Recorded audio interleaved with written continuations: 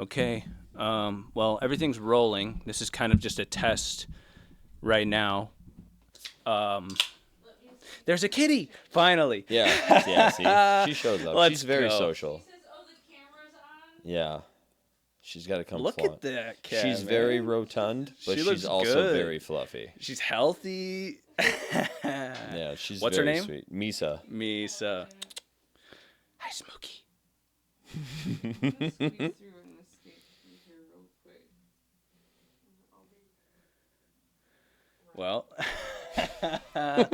that's so funny. It's like, hey, I heard you guys are having a podcast. So, but can you hear me all right? Yeah, you sound great. I do. Okay, I hear you well too. Okay, so good. If you need anything turned up in your headphones, speak now or forever hold your peace. Holding it. Okay. All right. Well, we'll get this thing started here. Welcome back to the Jake Kennedy Show. This is episode 2, and today's special guest is Dean Caldwell. Dean, how you doing? I'm good, man. I'm excited. This is gonna be fun. Can you introduce your? I feel like we should introduce your cat too. Yeah, I mean, if she'll come up here. She'll show up later. What's her name? Misa. Misa. Let's go. She's a fluffy little black cat. Yes.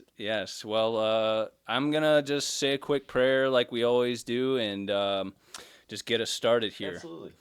All right. So, dear God, I thank you for this day. I thank you for just giving us the ability to meet here and just have this conversation right now. I just pray for the people watching this video and the information would just be useful to them and that we would just have fun. In Jesus' name, amen. Amen. All righty. So, where should we start? I think where I wanted to start was Dean M16 Caldwell. Where did that name come from? Coach gave it to me. There was an old Thai fighter. Man, I'm trying to think what year it was. I think it was like 2013 because I asked what my nickname should be, and I was trying to come up with my own. And the guys at Stars, like the OGs from like 2013, I don't think so. You get your nickname gifted here. You don't get to pick it. So the way that I developed my striking when I was learning under James, it reminded him of this like little Thai guy, and his nickname was Dean M16, and or not Dean M16, but his nickname was M16. Okay. And he sent me the highlight videos, and they're all like, potato quality, like Thai fights from some little place. And I'm like, yeah, this guy's cool. Why not? And M16 sounds sweet.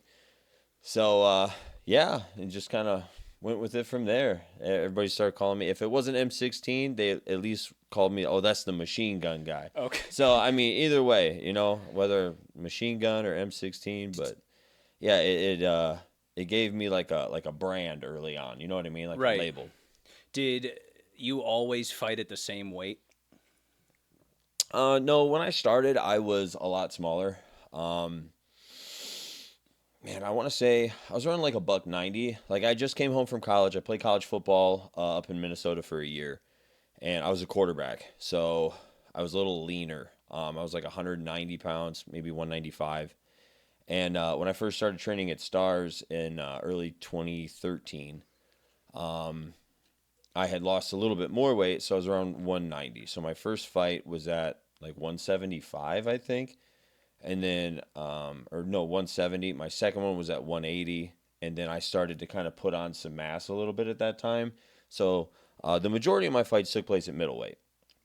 I did go back down after I had established myself at 185. I kind of ran out of competition at a certain point. And to get the good fights that I needed as an amateur, I had to go back down to 170. That extra 15 pounds really hurt. It made a difference.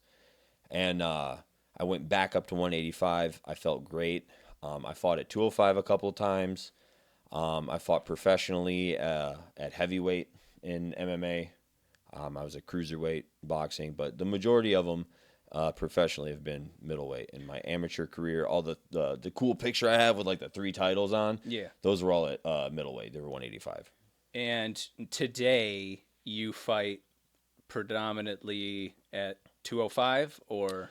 So I was doing July of 24, I think was the last time I fought at middleweight. And the weight cut was a little bit tougher. Just through the years, I do still lift. I'm lifting a little different now than I was a couple years ago, but um, just going through and training hard every day with the kickboxing, with the grappling, and with me eating. Like, I am a bigger guy. Like, I do, like you're a taller dude. We eat a little bit more. Yeah. I just kind of built dense muscle over time Yeah. without actually trying to build muscle. Just through the process of training hard for a fight, I Yeah. built muscle. So over time, it became harder and harder and harder and harder to make 185. And I was really struggling there at the end. And I feel like it did make a big difference, and it impacted my cardio big time in that fight. So we went up to 205, and I've been on a pretty good tear ever since. When I fought that pro boxing fight, that was at 200, was cruiserweight.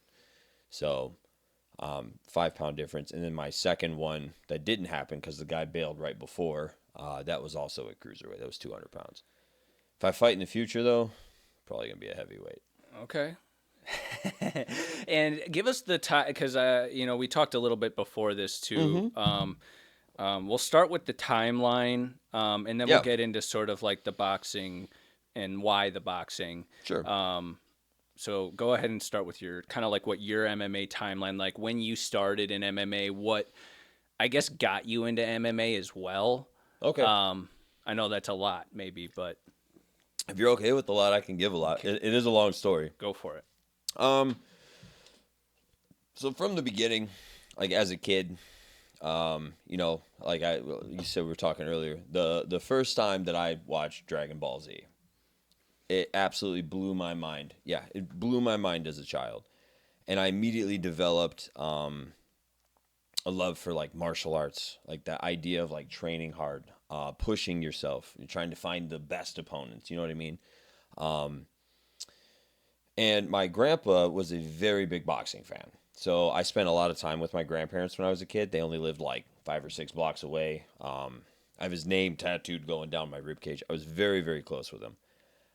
He watched Friday night fights on ESPN2 every Friday night.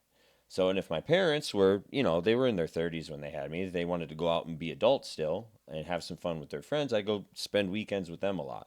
And we'd watch a ton of boxing fights. And I got really into it from that. When I got into high school, I definitely leaned more into like the casual people get upset with that. The common sports, football, basketball, baseball. I was a 3-sport athlete from, I don't know, 3rd grade through my senior year of high school. And I had interest in boxing when I was younger, but my parents wouldn't let me do it. Looking back now, I think that's really funny because I played football and got absolutely just like, if I have CTE, it's because of football and it's 100%. not because of fighting. Yeah. So Same thing in anyway. soccer, like headers. They say it's not a contact sport, but like you see like all the headers that they do. I ref soccer too, so it's in there. Man, It's even just a few times I'll like kick it with Nico, outside in the yard, and like I'll go to like head a ball, and I'm like, man, that kind of hurt. So I get it. Trust me. yeah. So, but yeah, I was a 3-sport athlete. I went on to, like I said, I played football in college, but I was always into like martial arts. I was always watching UFC with my dad because he thought it was cool. Like one of the earliest ones, I remember I stayed home sick from school, and back when like cable TV was still a prominent thing, there was a channel called Spike TV. Oh yeah. And they used to play some of like the older UFC stuff back when like Mike Goldberg was still commentating. And it was Mirko Cro Cop versus Gabriel Gonzaga. And Mirko was known for his The legendary Croatian sensation. Yes, exactly. Yes. His left high kick was an absolute nightmare, and they just kept talking about how his high kick was going to be, devastating and blah blah blah. And then Gabriel Gonzaga head kicks Mirko, and literally drops him so bad he like folded back on his leg where it looked like he just blew his knee apart. I don't know how old I was. I was pretty young, and I remember watching that on TV. Like I stayed home sick. I was just hanging out with my dad, and I'm like, I want to do that. That looks so cool. And so I always took an interest in it. But I played football in college for a year, and things didn't really go initially how I had imagined. So when I got home, I decided I was going to try MMA. I was going to, give it a shot and really see what it was about. So this is like December of 2012 now. So I'm 18. and I started looking places up. So I did a lot of research. I started watching a bunch of like the local MMA fights. I went to a couple shows. I hadn't gone to any gym yet. When I was 16, I forgot to mention, when I was 16, I went to Detroit Jiu Jitsu back when they were a tiny hole in the wall. And I trained there for about 3 months, and I really wanted to keep going there, but my football coach was like, your senior season is about to come up. Like, I can't have you get hurt, you Yeah. know? And I understood what he was saying. And then after that, my focus was college football and, finishing out my senior year. So I didn't end up going back after that, and I should have. But yeah, so I went there for a little bit, was interested in it, whatever. Finished my senior year. I went and played college football for a year. Didn't work out. I came home, started researching the place. That's where I was at.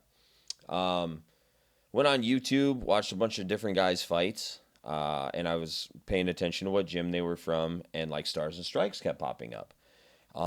This is like I'm watching hierarchy fights, like old WXC, some King of the Cage stuff, like old school stuff. And these guys are just winning. So I started looking up like where places were at. They happened to also be like the closest in proximity to where I was at Right. because I lived in Wayne. And I went into a supplement store. I don't even remember I think it was a GNC, but I could be wrong. It was somewhere in Canton, maybe off of Michigan Ave. I went with a couple like football bros for like some Yeah. supplements because we were all lifting. Still, I think I was 19 at this point. And this guy by the name of Scott Brown was working at the table, and he was a fighter that had trained at Stars for a while. He didn't train there anymore, but he knew how great the place was, huge advocate of it. And he took one look at me and he goes, "Do you train?" I was like, "What do you mean?" He's like, "Do you fight?" I was like, "Well, I've been trying to actually get into that. I've been looking for places." He goes, "Go to Stars and Strikes, man. That's where you got to go. Trust me. That's the only place you got to go." And I'm like, "Okay." He wasn't wrong. He wasn't wrong. I showed up a couple weeks later. I walked in the door. I met James, and I immediately paid him my first month's thing. He's like, "You don't want to try it out?" I was like, "No. This is where champions are made, and I want to be a champion. So I know what I got to do." I had my first fight in it was July 6th of 2013. So from March to July, that's 4 months? I had Yeah. my first MMA fight. It was against a guy that I trained out of another place in Indiana. So he wasn't like a random, Right. like garage trainer guy. He was from an actual gym. And my first fight against him, I knocked him out in a minute 30. I had another fight against a guy that he didn't have a lot of like striking experience, but he was like a high level high school wrestler. Okay. I guillotined him at the end of the first round. And I got a last minute title shot opportunity. So I fought for the same place. It was PCFL, Prison City Fight League. They were held at Jackson, Michigan. Right. Yeah, baby. And I had fought for them both of my first two fights. I technically had two first round finishes. And their current 185 champ got hurt, or I think he like moved up in weight or something. The belt was vacant. They had another guy that had fought for him a few times by the name of Joseph Monica. He was a high-level Indiana wrestler. He was 5-0 in MMA with all first-round finishes. He was the same age as me as well. We were both like 19 or 20. And he was supposed to fight a guy from a different gym. Back then, too, there was a million MMA gyms. And that guy bailed last minute, so they needed it was like 2 or 3 weeks. They're like, "Hey, James, you got anybody?" So he ran it by me. He goes, "Buddy, worst case scenario, you lose and you learn a lot. But best case scenario, you win. What do you think?" And I'm like, "You know what? Let's do it, man." So this is November of 2013. So I've been at the gym for maybe 8 months, okay? Right. And it was the same day MSU played Michigan and blew them out, which made me super happy because I am an MSU fan. Anyways, it was like November 2nd. And I went in there, and it was the hardest fight that I had ever had up to that point, obviously. Even, like, some of the sparring sessions and stuff. Like, at one point, I armbarred him, and he, like, lifted me up and just dropped me on the crown of my head. And then I ended up sweeping him, and I got on top, and I finished the round on top. But I remember when the round ended, and I, like, stumbled over to the corner, coach came in, and there was 3 of them. There was 3 coaches, and they started doing this, right? And then he hit me with that ice pack on the back of my head and the back of my neck because I was super overheated. I'd never like exerted that much energy for that long yet.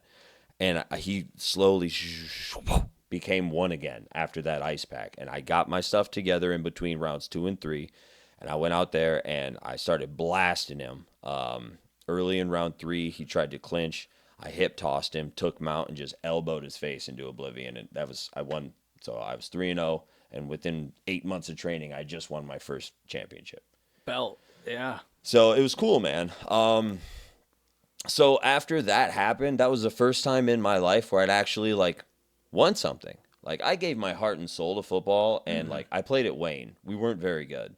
And I did have a lot of scholarship offers like my junior year, but after my senior year, I got a lot of letters that basically read something of the lines of, hey, we think you're a really great athlete and you're going to do great somewhere, but we want somebody from a winning program.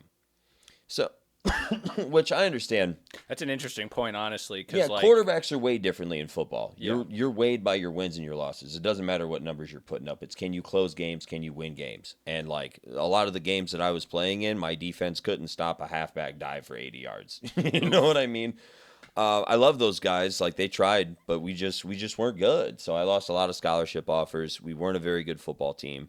So I never got the satisfaction. I never got the reward for all the hard work and effort that I was putting in. Right. And when I won that first championship, I remember I got out of the cage and I fell into my dad's arms, and me and him both, like, we started crying. Like, it was a very emotional moment because he understood what football did to me when it, like, broke my heart. I didn't get anything from it. And then I remember looking at him and be like, Dad, I'm a champion now, you know? And, like, he just started, like, crying outside and getting choked up thinking about it. Yeah. But, like, it was a really cool moment, man, especially Yeah. because, like, you know, my dad had been going through some stuff in his life too. Like, it was a really special moment for the both of us. And I knew at that point, like, I was in the right place.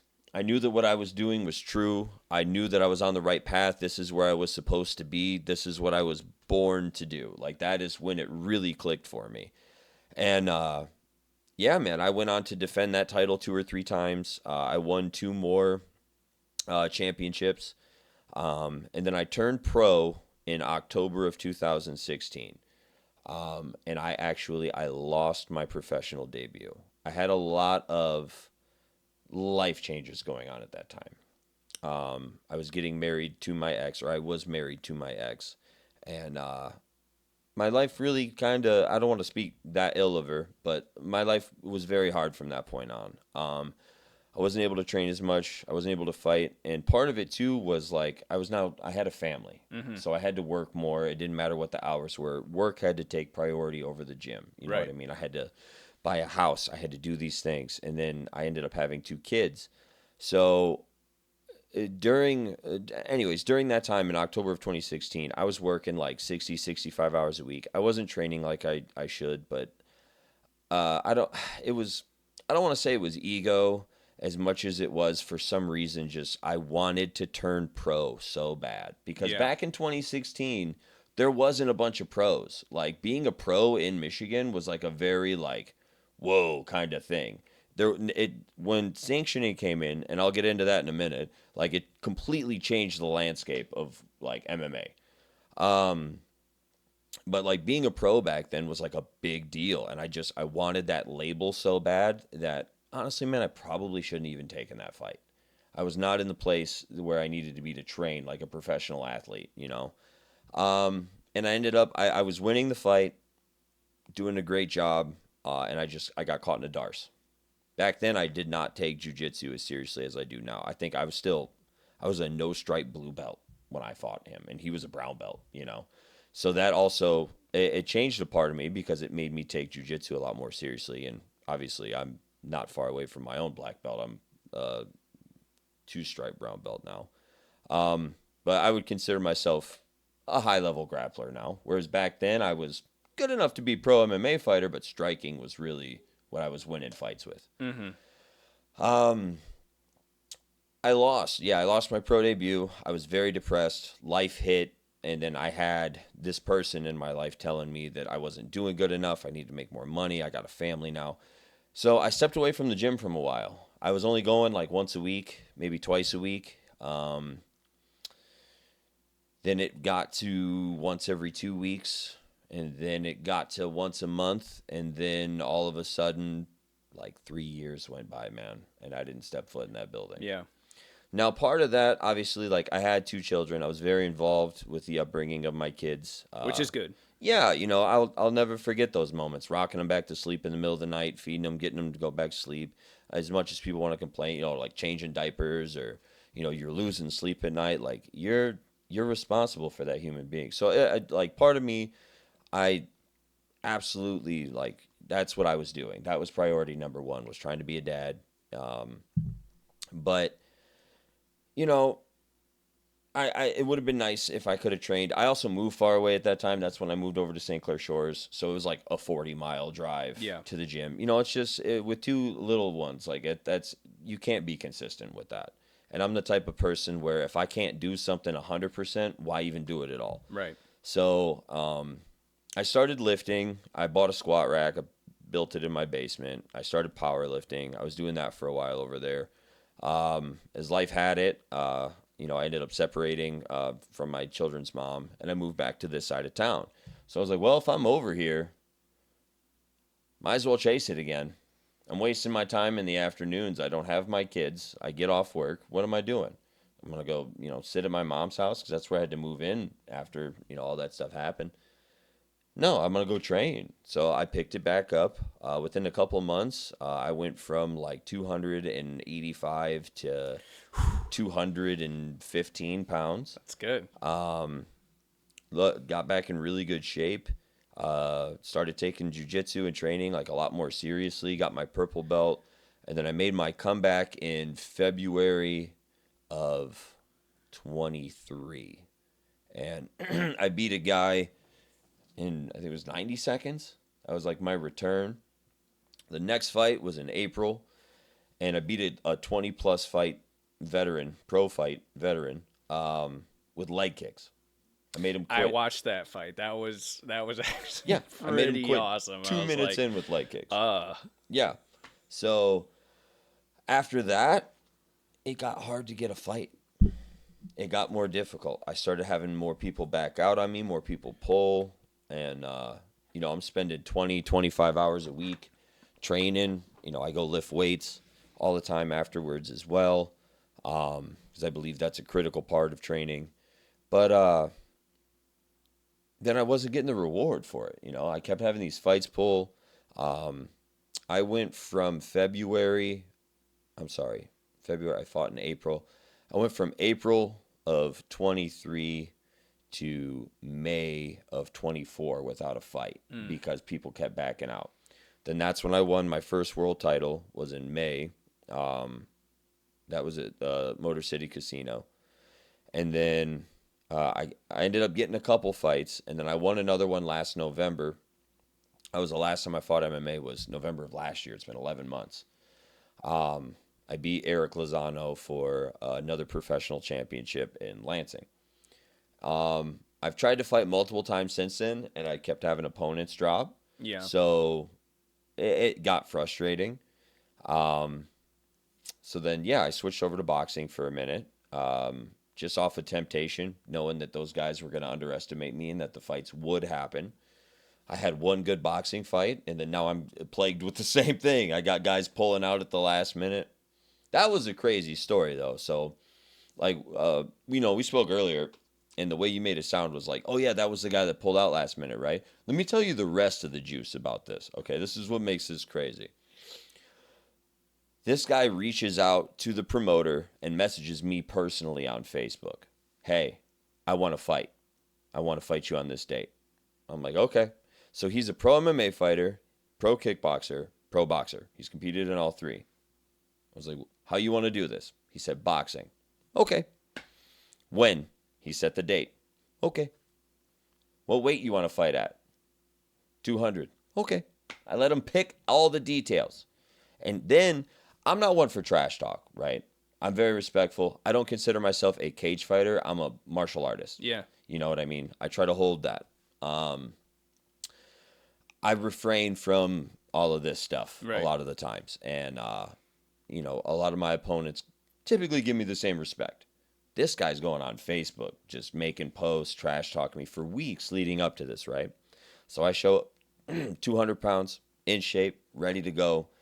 And he looked like a dud standing next to me. He was just like, did not look like anything. He didn't realize the animal that he had poked with the stick.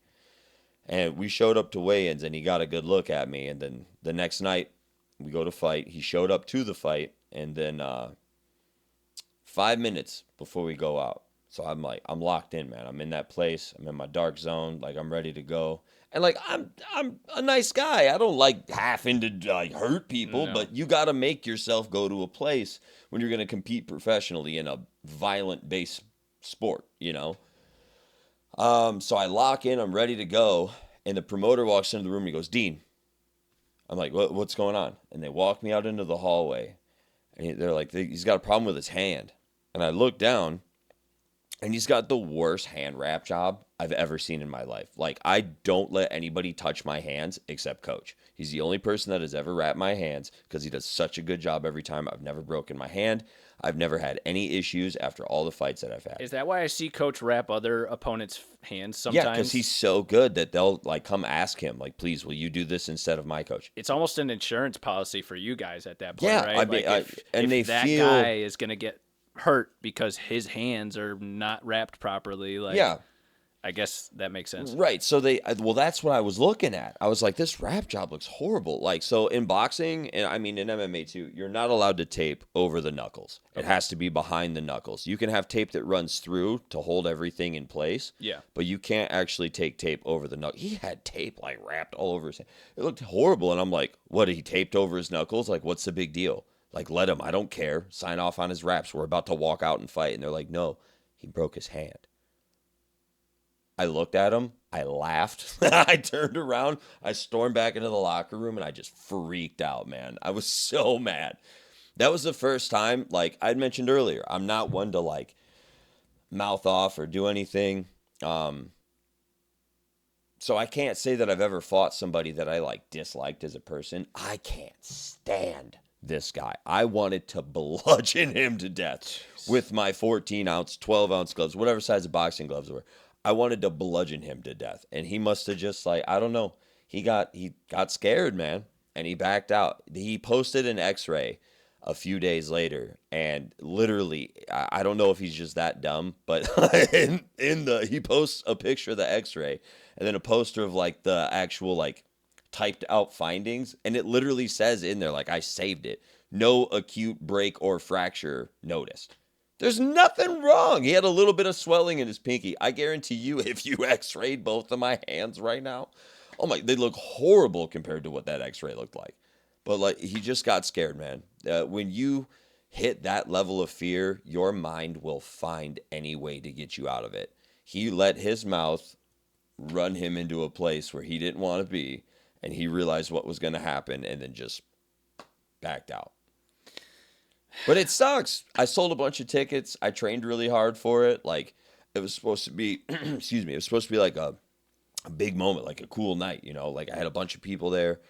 And they walked me out to the ring, WWE style. Yeah. And they handed me the microphone and just let me badmouth them for like 90 seconds and then thank everybody for coming out. It was, I mean, it felt good to do that, but it would have felt way better watching him lie flat on the canvas after I cracked him, you know? But again, I'm just plagued with that. You know, I do take the sport very seriously. I'm in this weird area where, like, I'm too good for anybody regionally wanting to fight me, but I'm not quite experienced enough to get a shot at the big show. Like, I do need to land a couple, like 3, 4, maybe even 4 more wins. Boom, pile them up in a row.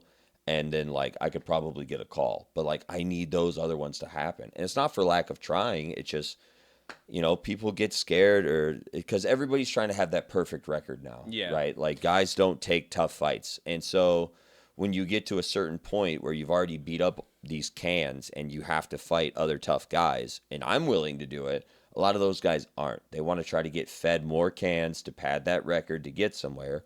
Because the way MMA works now and because of how popular it is, like, every L you take, like, yeah, you need at least 2 or 3 more wins to, like, make that not as big of a deal. You know, a guy that's 8-0 versus a guy that's 8-2, it's a little different, or if that guy's 8-4 versus a guy that's 8-2, Yeah. they look completely different. And the way, from what I've been told, like for like contender series, things like that, like Dana White ain't sitting there watching, these guys highlight reels for 3 minutes. You think that man's got time for that? He's got a business to run. He's looking at their stuff like a resume, looks at it quick, boom. He cares about finishes, and he cares somewhat about the record, obviously, but his job is to make exciting fights. Mm-hmm. That's why I've always said that being a fighter is difficult, because not only is it like fighting somebody, but you have to win, and you have to do it in style, Mm-hmm. but not over the top. You can't be too much, but you do have to do it in style. You have to be entertaining. You have to be fun to watch. So, yeah, it just, taking one loss does make a big impact. So these guys don't want to risk that. Why would you risk that on a guy like me? Especially when I was fighting at 185. Like, I'm 6'3". Most guys at 185 are not that big. I'm great at jiu-jitsu, and I have impeccable striking. Like, why would you want to run that risk? Especially for what? Like, on the shows we were fighting on, the best we were getting was maybe $3,000. So knowing, okay, I could risk my whole career to fight this guy for $3,000, or, I could wait out a couple more cans and go fight for like 15 grand. If you're looking at yourself from like a business perspective, you have to make a good business decision. That's right. That's, I guess I kind of want to hear you talk about the way the landscape has changed from, because you said it was only a 3-year hiatus of like not competing or being around, but I mean, like, from it's 2020, here we are, it's 2025, and like one of the questions I was going to ask, like, what's a guy got to do to become an MMA fighter in 2025, which I feel like you just answered. But in terms of like the way things were when you first started, like from amateur to now, I guess like the teens, right? Like the 2016, 15 range to 2025. Like, what were some of those differences that you've noticed?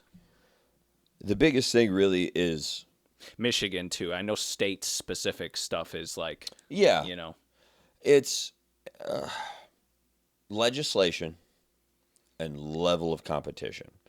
So back when I first started training, it was very, very easy to get MMA fights. Mm-hmm. So it was unsanctioned. Guys could literally, I used to bring a backpack of my stuff with me to a fight show. Excuse me. Because if somebody dropped, I could just sign a waiver and fight that night. There was guys that would fight literally every weekend for free. They might get a little bit of ticket commission, but they were just doing it for fun. There was a guy that I fought. When I fought him, he was like 42-24 was his record. Literally, like, it was an insane amount of fights. But that's just like, that's how the landscape was. So quick, just a quick interjection, because you just said 42-24, and I wanted to ask what your opinion on, like, because there's nutso mileage on like these Thai fighters that have records of like 300-ish combined. And I know like MMA and kickboxing are two different things, but like, I just wanted to hear your opinion on that real quick. So if a guy's got 100+ Thai fights, I think that's pretty crazy. Thai fighting is still like, it's pretty brutal on the body. Like in MMA, you can take someone down and like, sure, you can get elbowed and stuff from there. But you can like grab a guy, even if you know basic like 2-stripe white belt level jiu-jitsu, you can at least hold somebody tight to you to keep them from causing like way too much damage. But the focused violence, the knees to the rib cage, the elbows to the face, like over and over, repeated like that, and how hard those guys throw every kick that leaves the floor, it's crazy. Now, a lot of those guys, a lot of those fighters, the Thais, they are smaller. Yeah. So it is a fact that the smaller that you go down in weight, the less hard you hit. Now, they still, obviously, you see videos of them just clearing somebody, boom, right, like glassing them. But they get, the knockout rate is less. They don't hit as hard as a heavyweight, a guy that's 230 pounds. Right. So it doesn't do quite as much damage on the body as it does to somebody, say, like my size. If I had 97 fights against other guys my size, yeah, I would probably be in a wheelchair, So it has a lot to do with the weight, and the sport itself is still very brutal. And like, yeah, those guys still end up pretty tore up at the end of the day. Especially you ever seen Lethway videos? I think so. Is that It's like K1 or is that it's like? bare knuckle Thai fighting, but headbutts are legal. Oh So they get no. into a clinch and they can like headbutt. Yeah, oh, dude, it's crazy. It's bare knuckle Thai fighting with headbutts allowed. Those guys are When you say bare knuckle, nuts. you don't mean like because I've seen some Thai fights where like maybe the wraps are just overly wrapped and like no gloves, or is it like No, legit like so I know what you're talking about, and that I think bare like knuckle? more modern left way does like cover the knuckles, but a lot of the videos I'm talking about, like it looks like a BKFC fight That's where right, they yeah. wrap underneath the knuckle here, but these are exposed. Yeah. And they're Thai fighting and headbutting. Like, Ugh. dude, it is savage. But like, yeah, I mean, it takes a toll on the body, but because they're 145 pounds, 150 pounds, 120 pounds, it doesn't cause the long lasting damage that it does taking an elbow from somebody that's like a lean 260.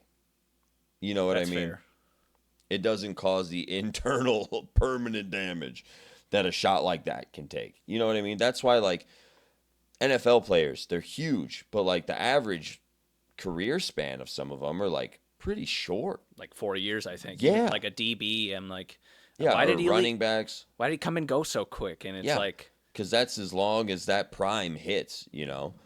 Same thing with like linemen; those guys are so big. Yeah. It takes a lot when you got a machine that big. It takes way more fuel and way more little stuff can Maintenance. break. It's the Yeah. same thing like with cars and tractors. You know what I mean? When you got something that big and that large moving that fast, it's inevitable. Like the human body is a fragile thing, but so it's different getting hit by somebody that's 260 versus getting hit by somebody that's 130. Now, I'm not taking nothing away from my little friends, you know, but there's been a few of them, guys under a buck 50, that have like hit me with some body shots that, I mean, they still hurt. yeah. But statistically, they don't cause quite as much damage as a larger 200 plus pound person would cause, or even middleweights, like guys at 185, like they do damage to one another. Once you hit like 170 and less, you start seeing more and more fights that end in decision. Why? Because they just don't got that same level of power. Like GSP, one of the greatest fighters of all time, decision machine. Why? Because he slept a few guys, but he didn't have that just one punch takeaway, boom. Now, don't get me wrong, he would win 25 minutes out of 25 minutes of every Yeah. fight, but he wasn't just sleeping guys. You know what I mean? Yeah. And since we're already kind of there, and I know we're going like away from like maybe like Michigan legislation and like the Oh, yeah. MMA scene in Michigan and stuff like that. Like you're getting to a conversation that I've been waiting to have with somebody Sure. about, I guess the pro scene and like Okay. what you see as.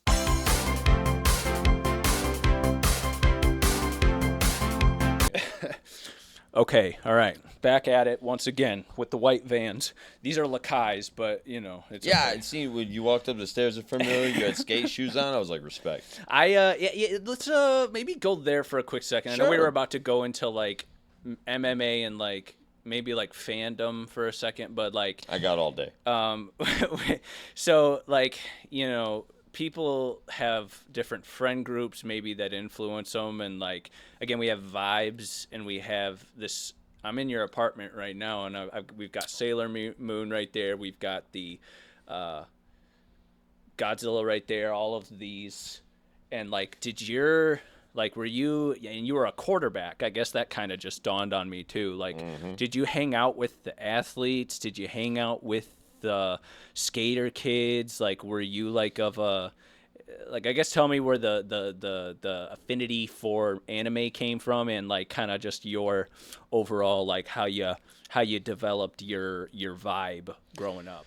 I always tried to get along with everybody. I mean, I definitely had lots of different groups of friends. I had like two different sets of like jocks. I had my football friends, I had my basketball friends.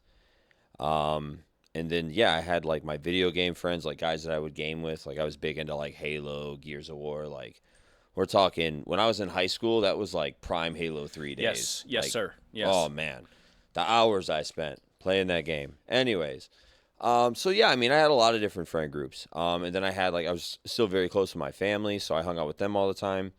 What I tried to do a lot was like mingle those friend groups. So I would like host an event at my house. My parents were really awesome with that. They let me have friends over all the time.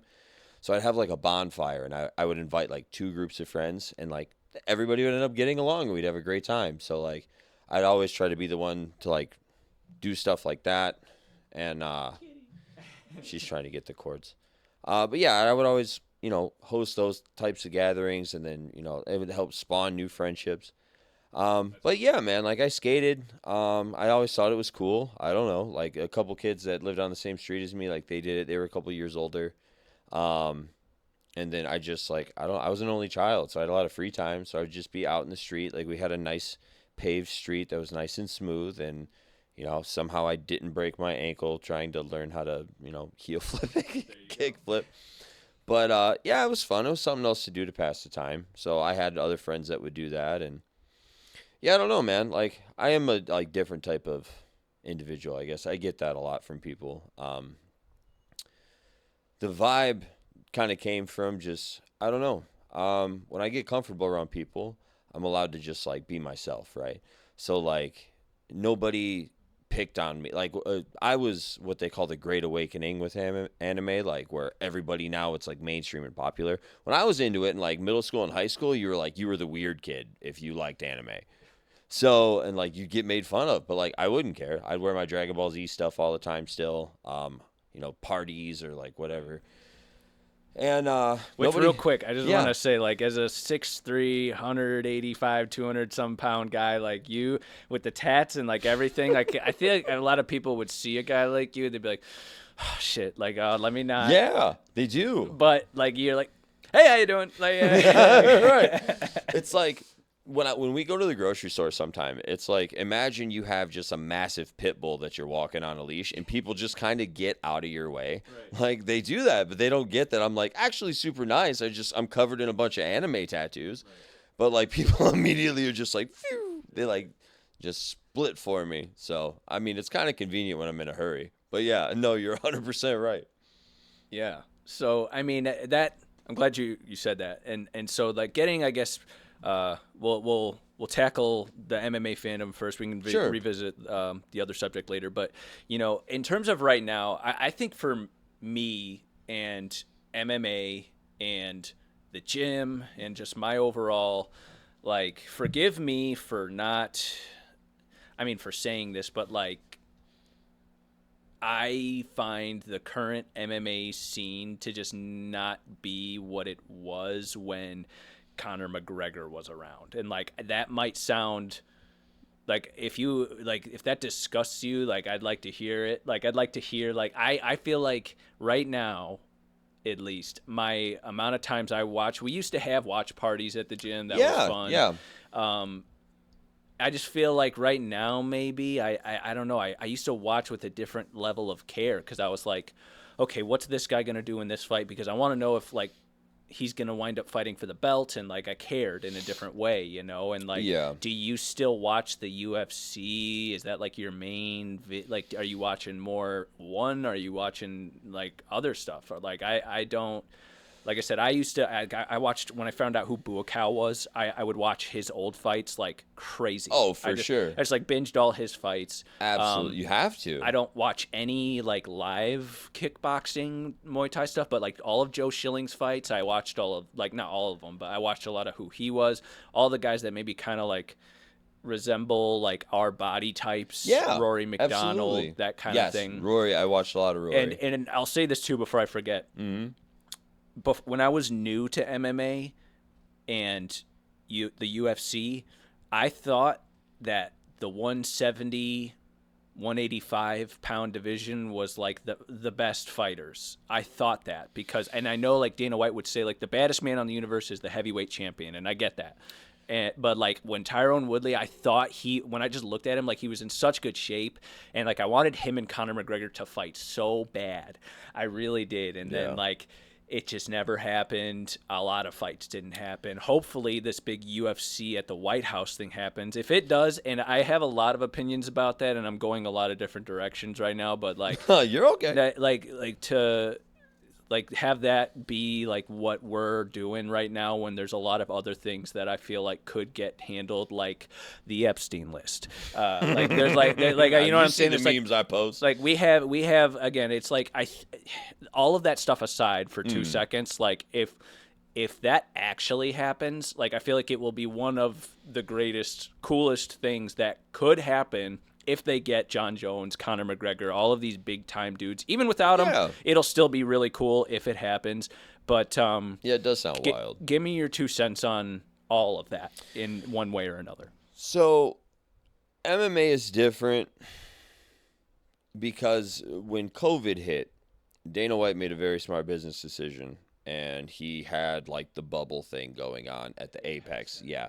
And he signed that deal with ESPN, and he gave those people that were bored at home something to watch. And it really opened up MMA in general. Like the roster size for the UFC is now huge. They have a fight night all the time. Like 2013, 2014, you were lucky if you were getting one UFC card a month. Like during COVID, there was like only one weekend a month. There wasn't a UFC on. So it got very like oversaturated. Now, I do think as a total, more people started watching it, but I don't think as many people are as invested in it as they were when there was less of it. Does that make sense?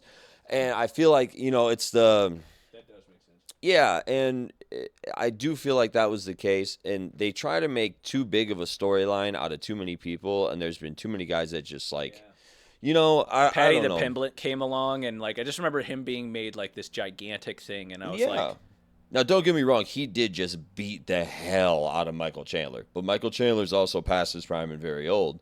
But that was a one-sided. good on him. So, I take that back. So, there are still fights. If I don't watch them, I'm immediately looking at my phone to see who won. Right. So, I do still follow it. Like, I don't follow football like that. I don't follow any other sport. Like, I do still follow MMA. But am I sitting down watching it every weekend? No. If it's on...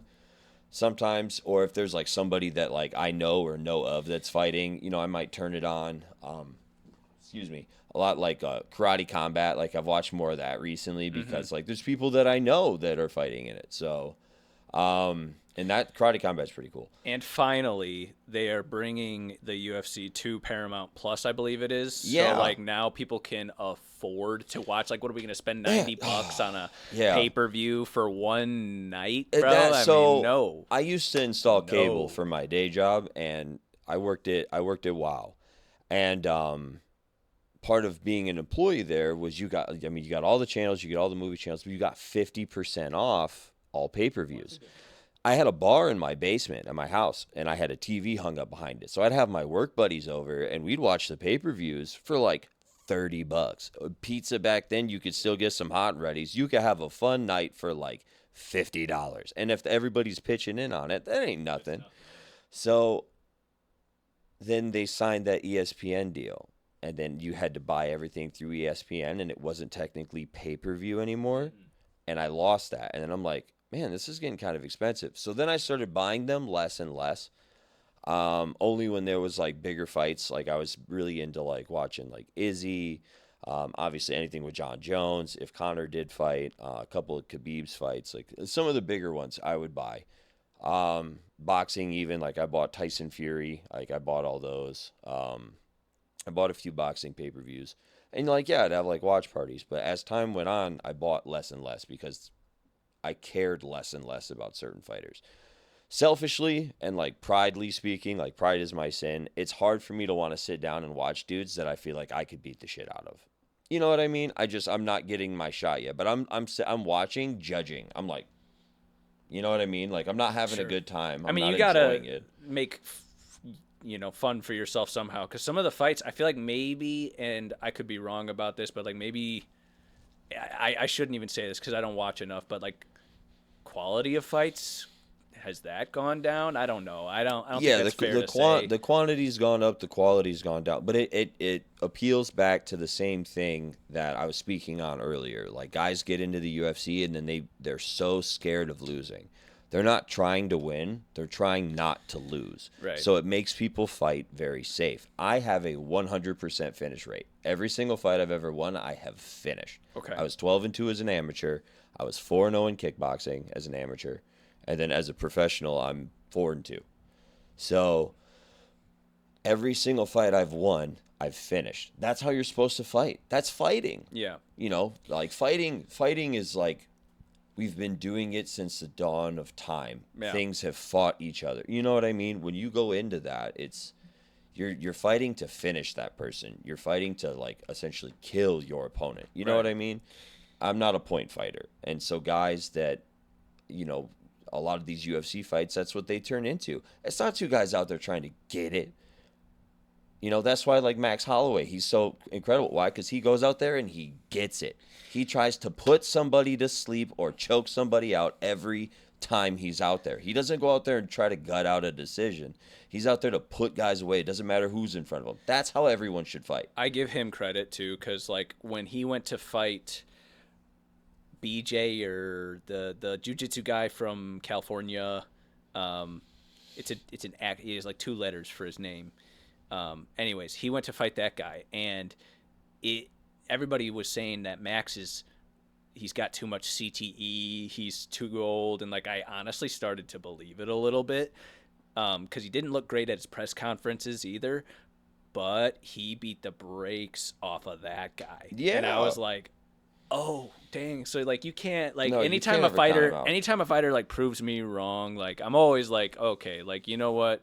And you mentioned this too, like with cards having like, so you look at the prelims, and like when you have names like Uriah Hall or you know, championship guys that should be on the main card, I'm like, is this what it's come to? It's like the gatekeepers that are like maybe like Yeah. now it's like the passing of the guard for some of these guys, and Yeah. it's like I mean, that is kind of fading out, especially at the smaller weight classes. So you have to think about, like, kind of what we touched on earlier when I was mentioning, like, football players and things. yeah.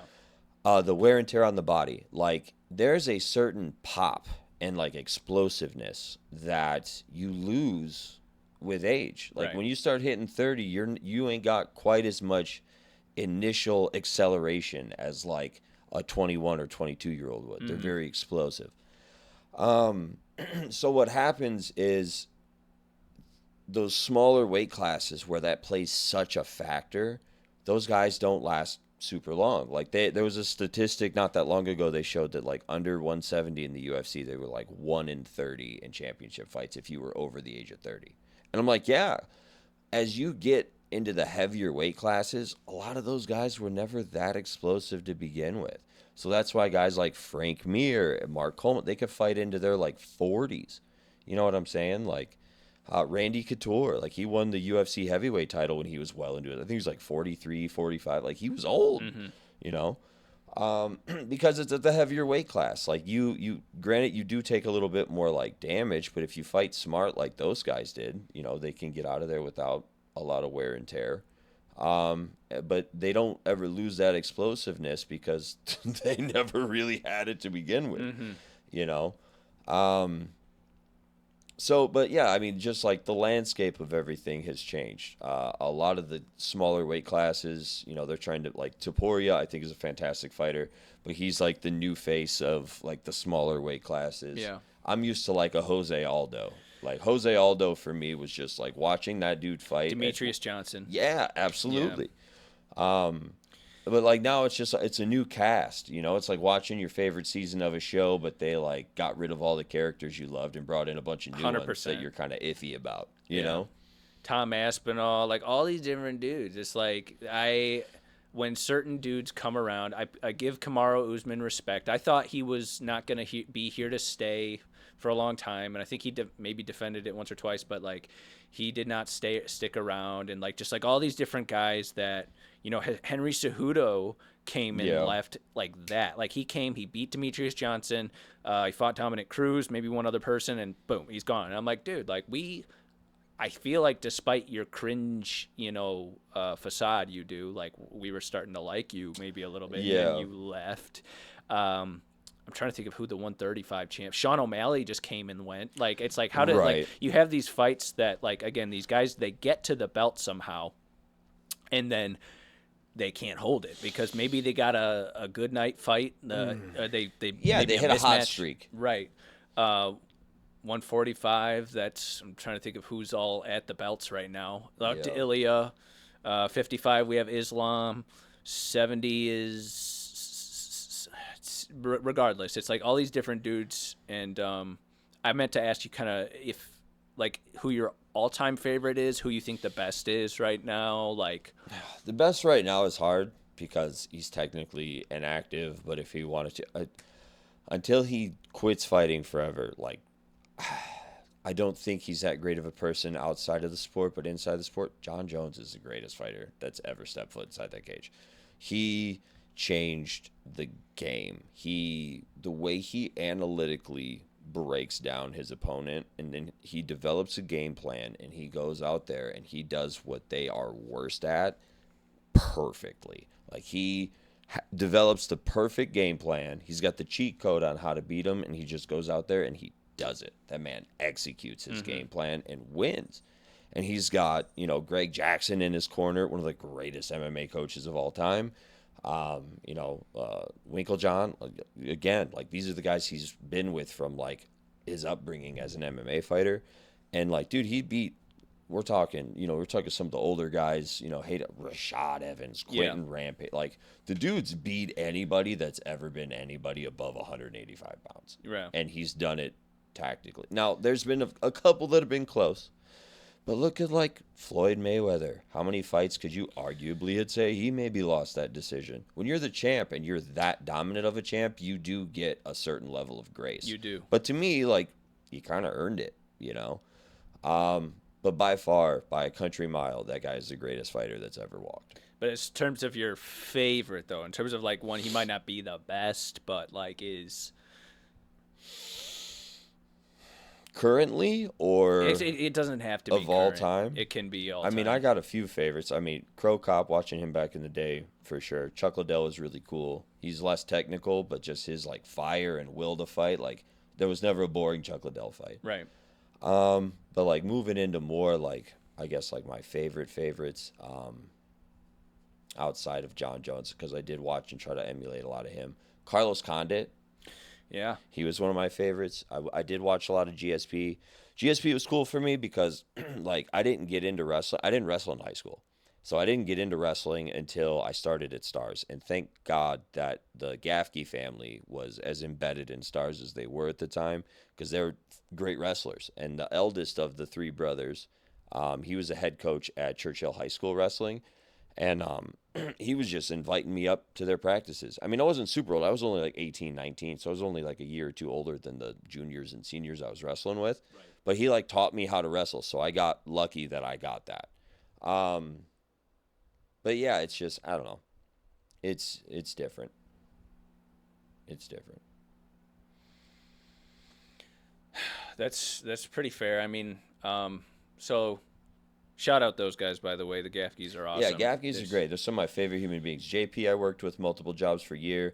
Dan Gafke's cornered me for 80% of every fight I've ever had, and the eldest brother taught me how to wrestle, and I could count on one hand the amount of times somebody's out-wrestled me in an MMA fight. And I never wrestled in high school. And this was just learning under him for like 2 years. Brian Householder, too. He also had a very big part to play in a lot of my grappling. Brian Householder, He's a true OG. That man was 2-0. He beat a dude king at the cage. He was a pro in 2013. So like I mentioned earlier, back then that was rare. Yeah. So there was no, like, Michigan pro shows. He had to go out of state, fight on king of the cage, and he knocked a dude out in the first round. He was 9-0 as an amateur.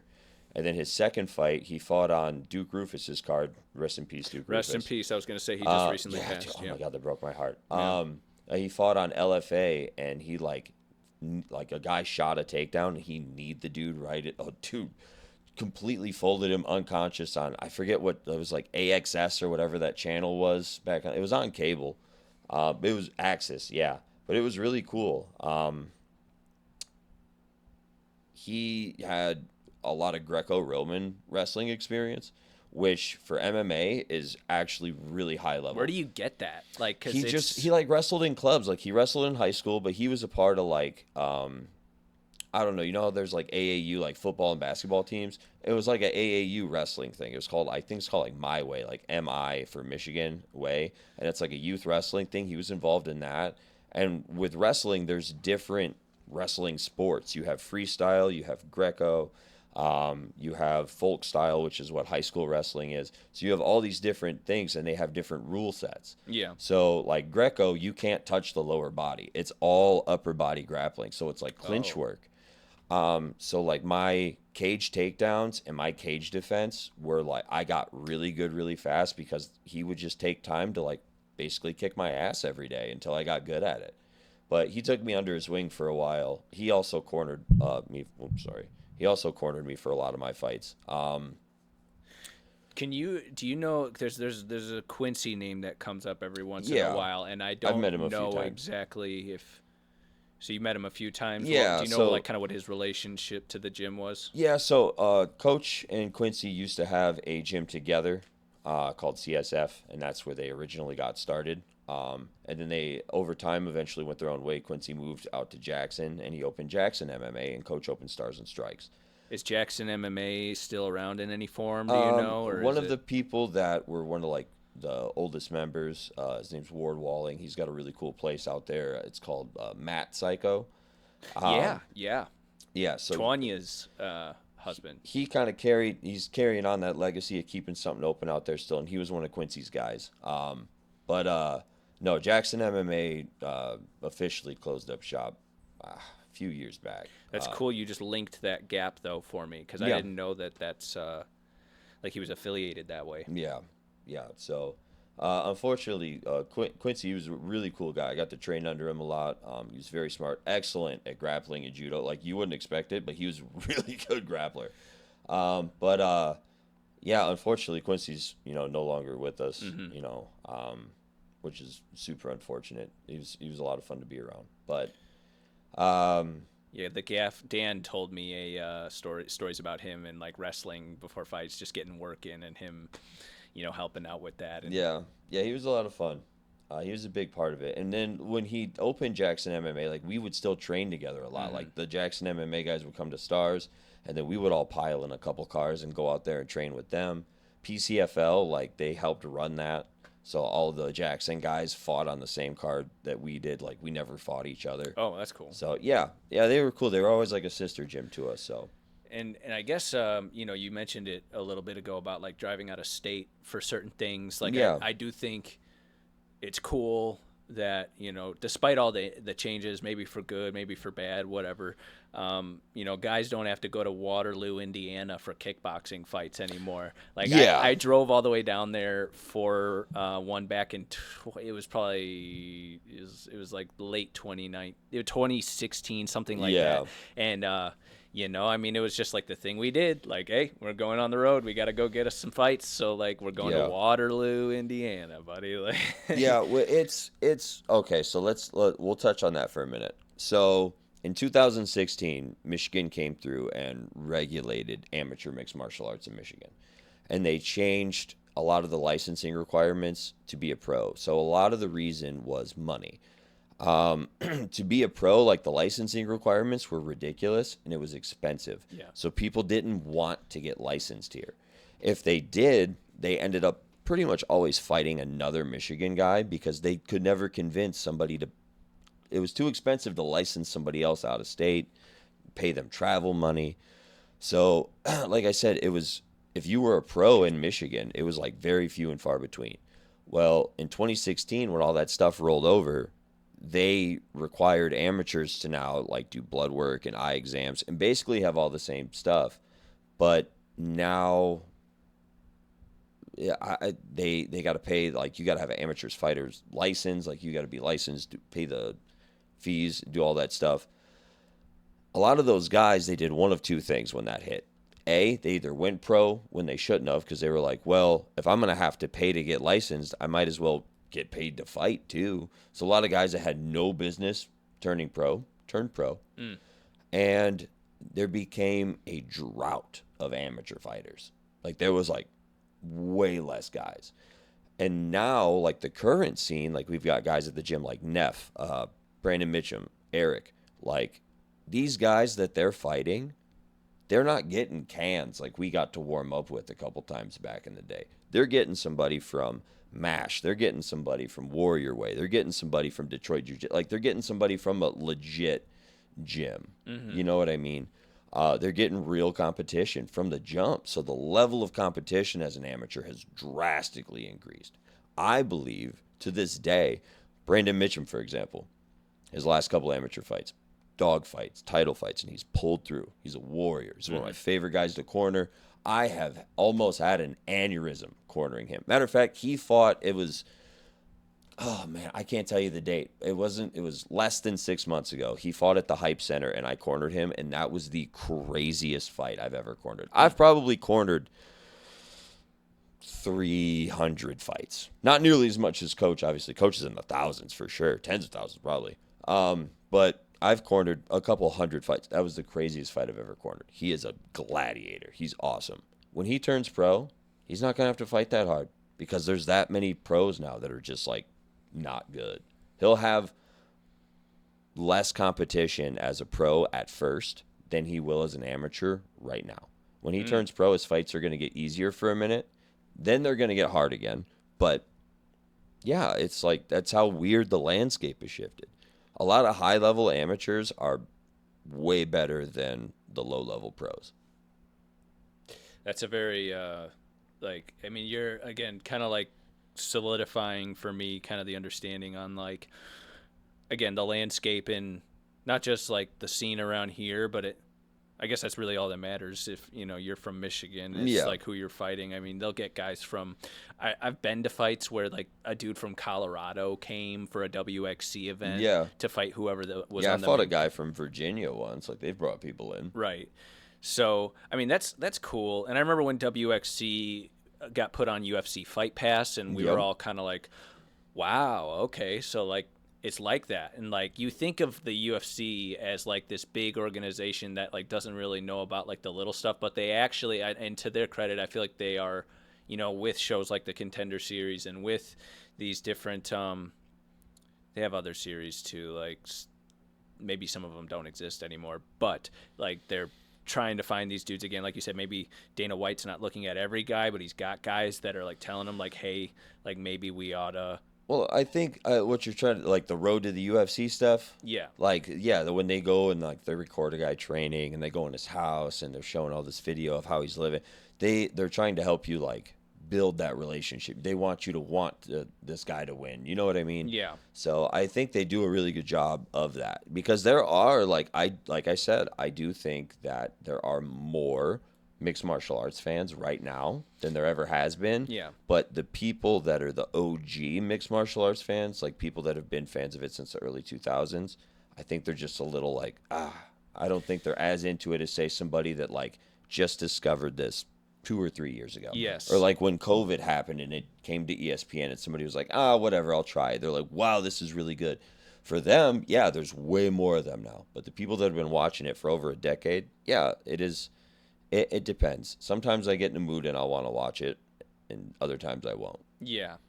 I want to maybe talk about the bridge to like how you and I met because Ken brought me into the gym. I was working at the Inn at St. John's at the time, and I was in film school, and he was he was the first guy I ever met who would tell people like, yeah, I'm a pro fighter. Or like, yeah. Of course he would. I mean, hey, I'm a Of course fighter he would, at the end of the day, right? And he was the first guy I ever met who ever said anything like that. So I was just like, oh, so like, what is that? Like, what are you doing? Like, how does that work? And then just started inviting me to the gym, started inviting me to the fights.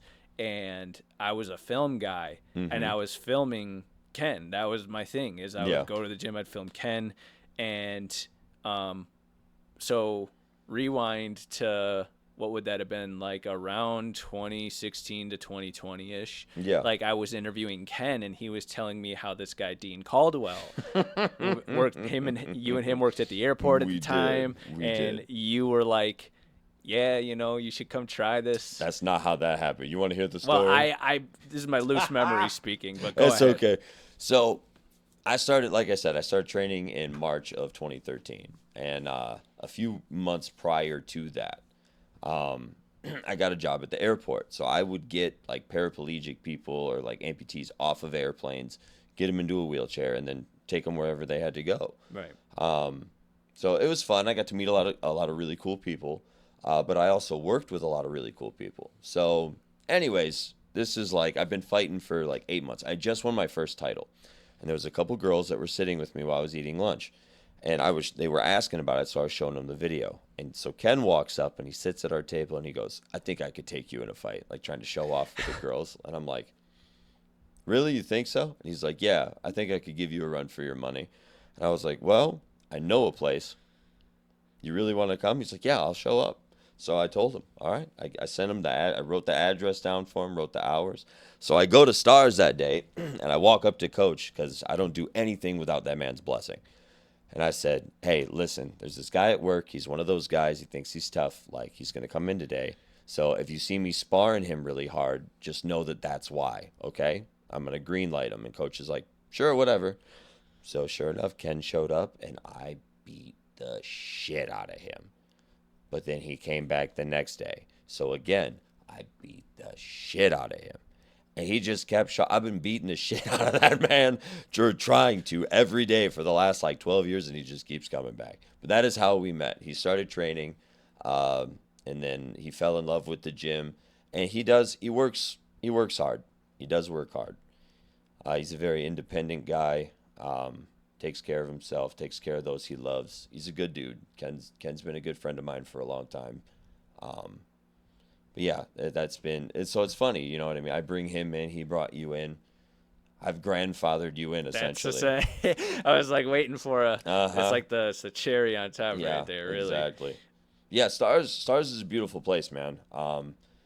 Even the way that place has changed over the last few years. Like when I was training at Stars originally, it was 90% fighters and like 10% people that were doing it to like just train or like hobbyists.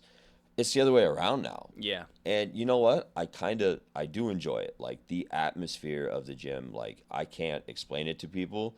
I tell them they have to come experience it. Yeah. Same thing like with a fight show. Like all the people that, don't train, they're hobbyists and they come to Stars just to be in that environment, go through the workout, and yeah, they're learning how to defend themselves because it's real and it actually works.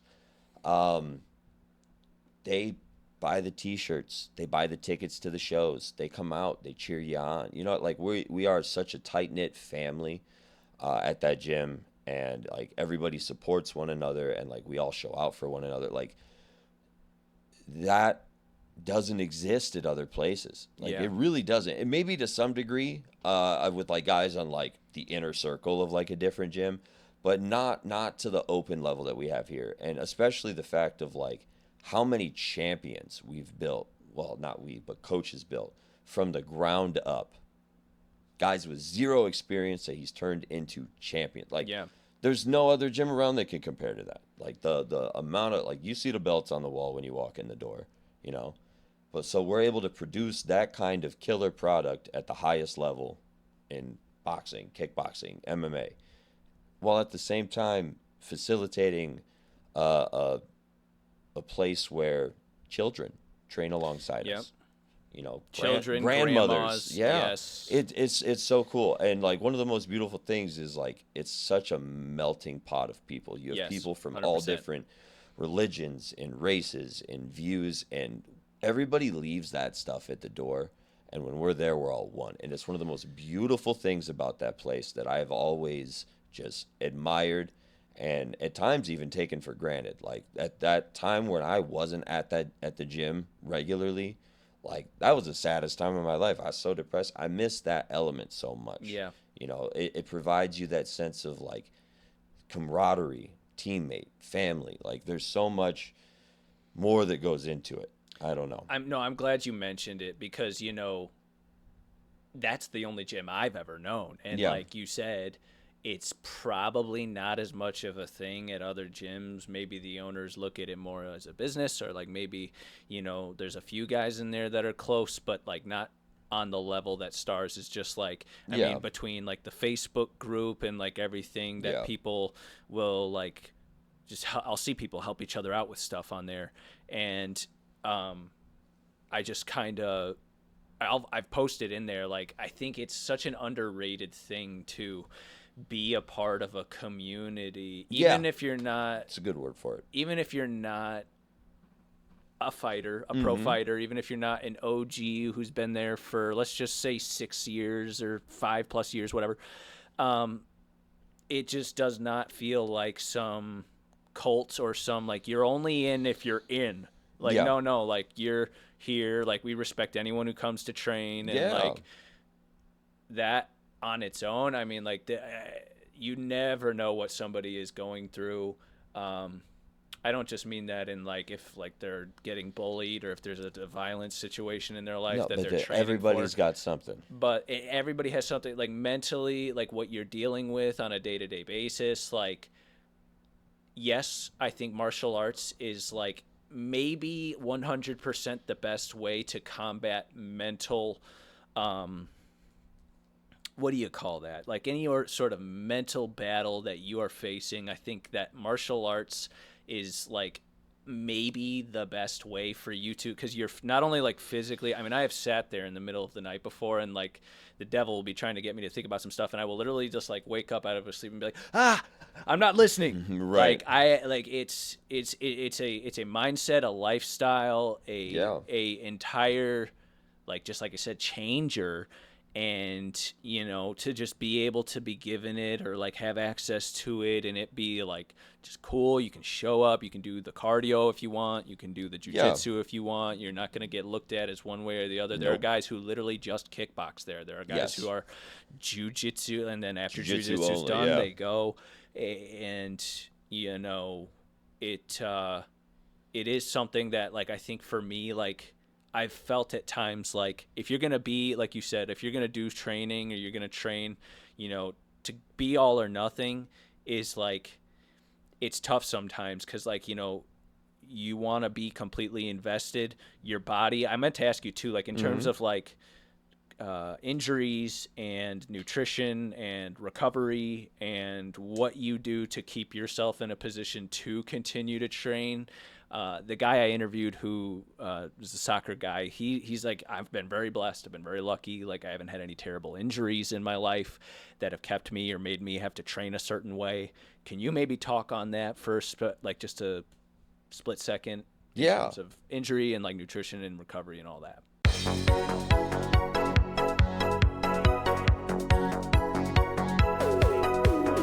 Yeah. Anyways, so you were asking about staying healthy, nutrition, recovery. Do you have any like secrets? Do you have any like? Honestly, man, like, all right. So there's two things. One, I really do believe just the good Lord blessed me with like Kevlar for skin. Two, I have drank a gallon of milk a day from the time I was like 5. No. Yes. Like I'm a gallon. Bro, like you're not. Drink a gallon. I have 3 gallons of milk in my fridge right now. You can go check. I saw the chocolate in there. There's a gallon of chocolate and there's 2 gallons of vitamin D. I drink all my protein shakes with milk. I'm a big cereal junkie. And then, like, dude, I just love, like, I drank so much milk all the time. I really do believe that all that calcium and how it's, like, build stronger bones. Dude, I have gotten in car accidents on a football field and walked away fine. Like, because I played at Wayne. We weren't very good, but because of the population of our school, we were a Division I high school. So I had to play, like, guys from Plymouth and Canton. These guys went to play at like Iowa, Michigan. A guy named Brennan Byer. He was like 6'6", 240 of like sheer steel. Looked like a grown man, and he was 17, right? He was the left defensive end, so he's on my blind side. My left tackle completely misses a block. I'm staring downfield trying to read a corner for a over-under read, and dude just annihilates. I'm standing still. He's at a dead sprint and just annihilates my rib cage. You can only take so many of those. You know what I mean? His sister was in my grade at I went to a charter school, Canton Okay. Charter Academy, and it was like kindergarten to 8th grade. His sister was in my grade. I remember when he was like you talking about him made me think about like Aiden Hutchinson, like how Yeah. like I think they might have been the same number too, 97. Mm-hmm. So like it just it's cool to see like again like in real time like these names like Yeah. bridging the Small gaps. world, man. It really is. Yeah. But yeah, no, like yeah, I get crushed by So guys milk. like that. Yeah, but my football coach, that's where like I made the joke about being made of Kevlar. Like he used to make that joke. I'd have to take an ice bath after every game. Like I was a quarterback. I was everyone's target. We ran a spread option, so I ran the ball a lot. So I hit people, and I also Do you know got what your hit a 40 lot. was? What? Do you know what your 40 was? I think my 40 was like a 4.9. I wasn't super fast. No, that's good. No, that's not. No, that's not. I mean, I could hit. The thing is, I could go from 0 to 100 really fast. So I could hit top speed right away. So I could read an option because we ran like a veer, like West Virginia spread option. And then we'd run it from the gun sometimes, like the Florida spread. And I could read a corner, pitch it or keep it, and I could hit a hole, boom, and rip off 20 yards. But, dude, I could never house one. I get like 60 yards downfield, and some dude, a corner that's just lightning fast, would catch me and shoelace me. But, like, I was more Tebow-esque. Like, I would, like, power into the end zone sometimes. Yeah, anyways, I got hit doing that, and then my offensive line wasn't very good. So when I stepped back to pass, I had to run the ball a lot. So, because I get pushed out of the pocket, or I would get smashed by some guy like Brennan Byer. Right. So when I played in college, similar thing. Like everybody at the college level, like they all hit hard. Nobody plays college football that doesn't hit like a truck, you know. But yeah, I really think just milk. And just trying to stay active. Like whenever something hurts on my body, I don't nurse it. I'm not like, oh my God, I can't do it. Like I make hit the myself ice bath, hit the sauna, Yeah, hit the you gotta move massage parlors. Yeah, you gotta keep moving it.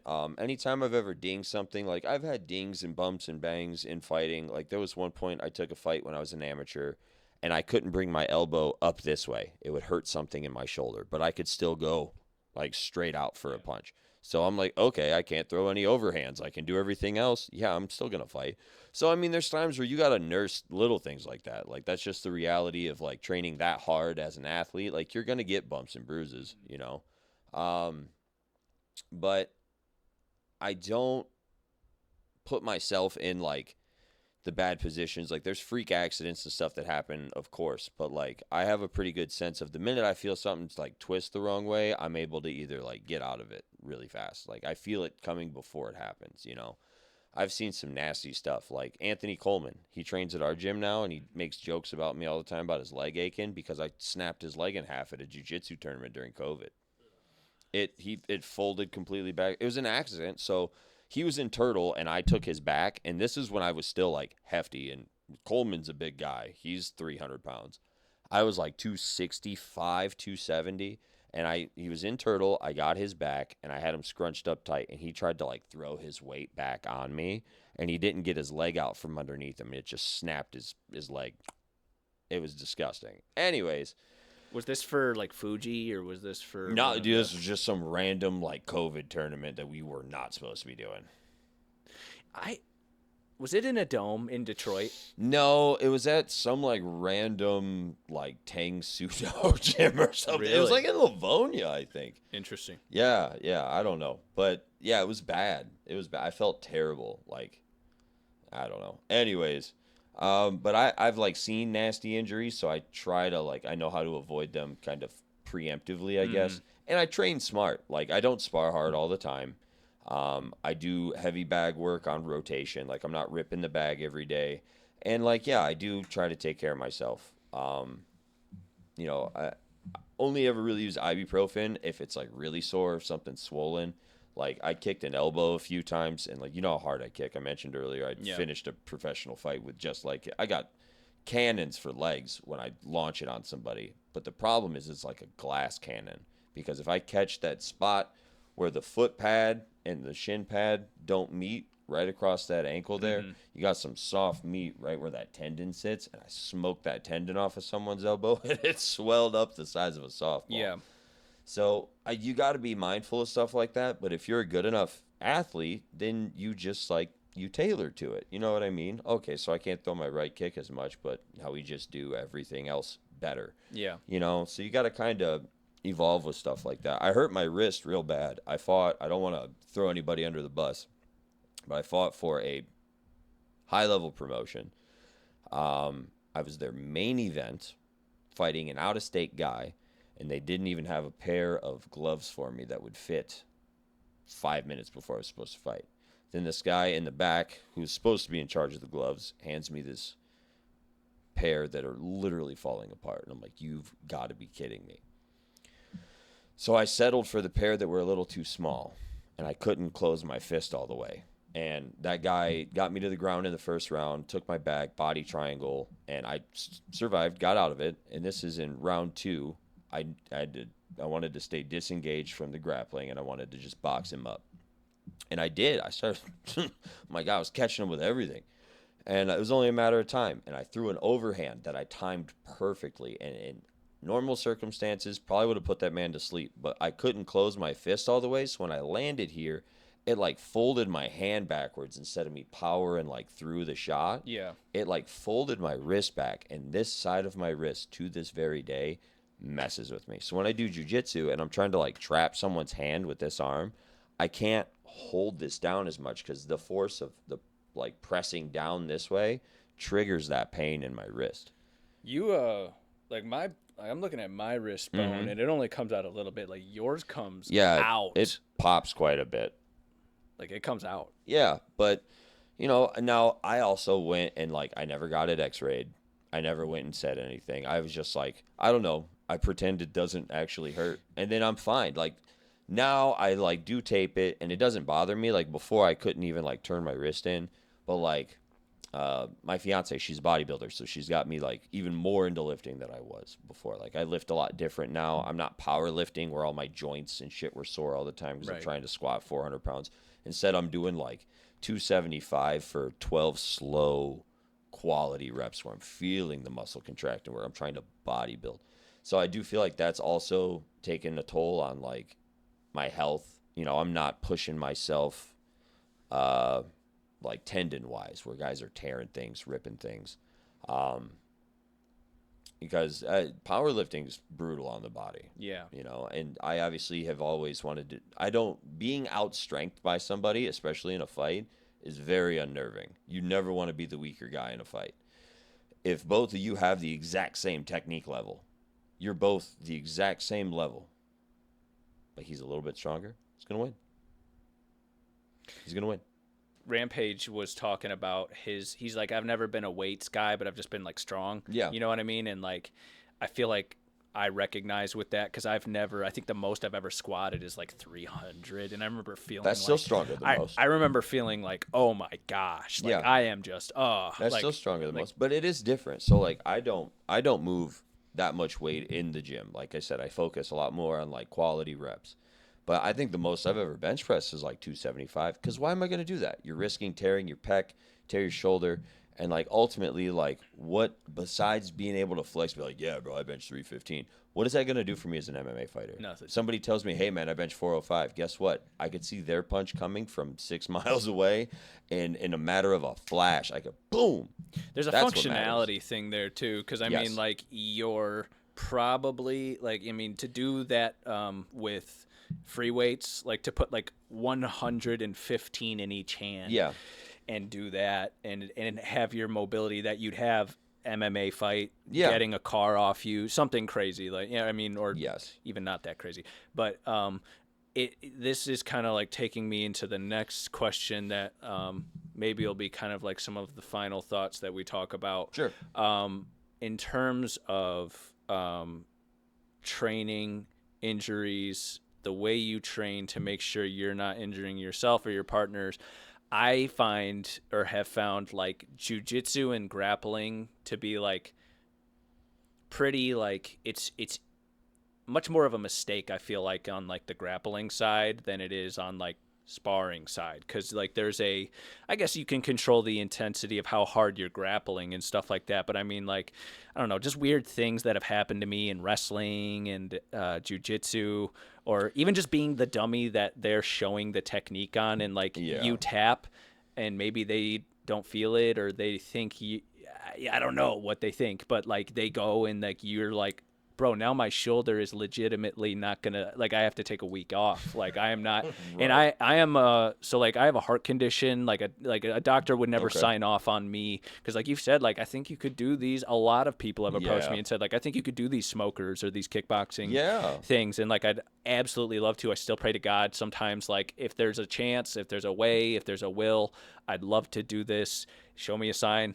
If not, though, it's not my will. Yours be done. And like, again, I got told from a very young age I had this heart condition, and like they told me I Okay. couldn't even play contact sports. So like, I could choose like between baseball and soccer, Yeah. and like I was just too American to pick soccer. So I was like, all right, so like I'll just be a baseball player, I guess, and was Right. very mediocre at it. Kind of like you said with like football, never delivering your Yeah. you know, comeuppance, if you will, Sure. on the field there. Same thing with baseball. And then I started training MMA, and it was just very rewarding. Like I felt Yes. like I was like in a position where, like you said, I'd do okay if I did a kickboxing event or something.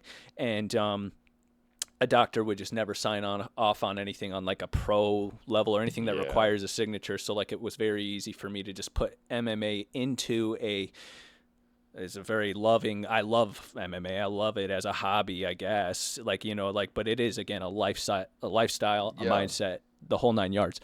The point I'm making is in regards to sparring and like, you know, what you would say about people who, you know, you got guys like Sean Strickland, and there's videos of him just absolutely Yeah. destroying guys like Sneeko that go on there, and dude's a YouTuber, not Yeah. like, I mean, he's at least a little bit more physically capable than a guy like Neon. I don't know if you're familiar, but like he's A little bit. yeah, but barely, not like Yeah. just like a unit of a human being, and he's just destroying them. So like you have examples like that, you have the extremes like that, you have guys in the gym.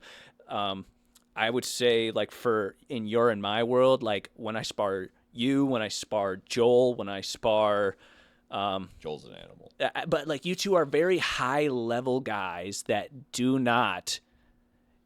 I am able to go to the extent or the furthest of the envelope with you guys and not feel like one of us is trying to win over the other, or one of us is trying to like get one over on the other, where if I spar somebody else, I'm gonna try to refrain from using names as much as I can. No, But absolutely. like, and now it turns into, dang, I gotta watch my rib cage, or I gotta watch like just these different, maybe you have an injury and like you're trying to, Right. you tell a Nurse it dude, a little bit. you tell a dude to his face, like, I need to go light, and they laugh at you. Right.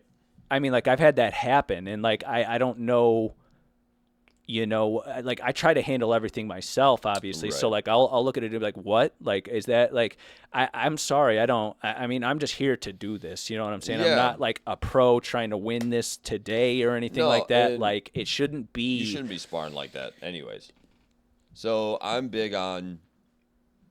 So there's an intensity that's needed, because there's an intensity when you actually compete that is hard to replicate in the gym. It's a different kind of feeling. There's a different kind of weight. Your arms feel different. Your legs feel different. Your stomach feels different. Your cardio's different, and you need to try to replicate that in the gym. You have to. So like back in the day, we used to do Shark Tanks. So you get a fresh guy every 3 minutes, and you had to stay in for like 15 minutes straight. And so you got rifled through 5 different guys. And typically, coach would give you like somebody that was decent, but maybe not one of the best guys, first and second. But then as it got down to like 3, 4, 5, he was putting the top guys in the gym on you. They knew how to push you just enough. It's just being a good training partner. We might crack somebody, but if I crack you, if it's to the body and it drops you, I'll touch you a little harder to the body. I'll touch you a little harder to the leg. Why? I'm kicking your thigh. I'm not kicking your knee.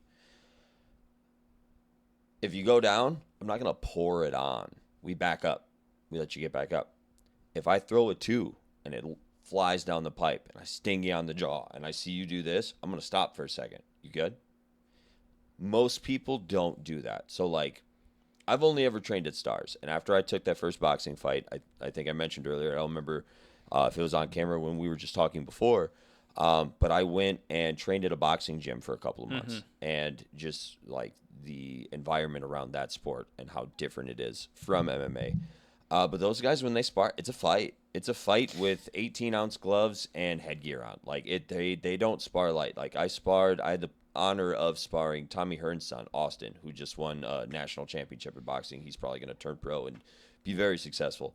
I had the opportunity to get to spar with him like multiple times, and like he was cool. He was great. He gave me some like very expensive headgear, and like he was like, "No, you could keep it, bro." Great guy, but he tried to take my head off when we were sparring, and I was not expecting that. Like, it took me a round to be like, oh, I gotta like fight him. But that's like, they're not being mean. That's just what they do. But like with kickboxing and stuff, like you spinning heel kick somebody in the head at 100% versus a hard right hand. Those are two very different animals. You know what I mean? There's sparring etiquette that shouldn't be crossed, and like Sean Strickland, I don't think that's right. Now, I got to be honest with you. It's very situational. Ben Phillips, one of my main training partners. Ken, one of my main training partners. Dev, I'm trying to think. Ali, back when he used to be at the gym. I mean, he was a culprit of going too hard. But Yeah. Joel, like just some of the guys that I train with and I can like get down with, like we've always kept it at we train hard, but we're not trying to knock each other out. We might try to crack one another, sting one another, but we've never tried to actually knock somebody out. The only time, as a matter of fact, I've been sparring for, if you take away the 3 years that I was on hiatus, I've been sparring regularly for a decade. Okay. I've only ever knocked somebody out in sparring one time. It was a freak accident. It was Mo Haj, and if you know Mo, when he spars, he's very boxerish. He shells up and he just kind of walks forward and he wants to get in your face. So as he was doing that, I threw a 2-3 and I stepped off on an angle and I just like floated a head kick up, but he thought another 2 was coming, so it was very much like the Kamaru Usman knockout. Like Mo like tried to slip a 2 that he thought was coming and he slipped into my kick and he just boom. I was like, oh my god. Yeah, I felt horrible. But like that's the point. I felt horrible. I wasn't trying to do that to him. You know what I mean? Like if I have a good training partner, I don't want him to be out of commission. I need him ready to go to push me at camp every day. Why would it makes no sense for me to injure something that's so valuable to me in my success for my upcoming fight. So, and ultimately, like I'm used to team sports. They're my teammates. Right. Most of the time when I'm getting after it with a guy like that, it's because he's either fighting on, a relatively similar date, or we stack cards. How many stars cards? I call them stars cards. I mean, they're From the moment you walk in the door, whether it's security and Yeah, like the people like on the card yes. itself, like we Michigan are pretty deep. MMA. We feed every show like 4 to 5 guys almost every time there's a card. Like Yeah. we fill stuff. So you're training with these guys. They're fighting on the same night as you. There's something special about fighting on the same night with somebody. Like you're going to war with somebody. Like guys that I've shared a card with that still train to stars, like I do have a different relationship with them. I respect them on a different level. You know what I mean? Yeah. It just comes with the territory. So yeah, it hits different when you share that same night with them. Why would I want to ruin that? Why would I injure them and want to take that away? Yeah. I care about them as well, especially with how much I coach and stuff too. I haven't done it as much in the last like 2 or 3 months because I've been so busy on weekends. But like, yeah, I go to almost every single show. I corner a bunch. The only reason I don't corner at the Smokers is because I MC the thing. Right. So I can't. I have to be kind of non-biased, Right. at least to a degree. To a degree, right? Yeah. If you listen, though, when I announce people's names, if it's one of our guys, I'd give it like the emphatic Bruce Buffer impression that I can. When it's the other guy, I'm very like monotone and flat. Like I don't get as hype. And out of the red corner. And, Well, we're always the red corner, so it's out of the blue. Yeah. I mean, you touched on a point too that like I wanna think myself through for a moment with regards to like, MMA is a individual sport. Like Yes. you are your Yes. own, person in charge of your own fight. Just like, in my opinion, and again, I know you're on a field with 9 other guys, but like baseball, any play that happens, you're your own. Like I felt like in baseball, like you're your own. Like there's no amount of like team effort. Like you are it's very consequential when you mess up on a Yeah. baseball field. It's like So it's called an error. there's no right, and it's like there's no, I never felt like it was as team driven as something like football, like basketball. I don't know. I just feel like your team is so much more. I mean, you can make an argument again. You mess up, it's going to hurt the whole team, like on any sport. But like the individual basis, I just always felt like, and this is where I think maybe the conversation about skill, talent, and physical ability, like the physicality required for a sport like baseball, you can get away with being Prince Fielder and be able to be okay. You got the talent, dog. Like, okay, you're hitting that ball, you're catching it when you need to. Yeah. Great. You know what I mean? Throw it back to the pitcher.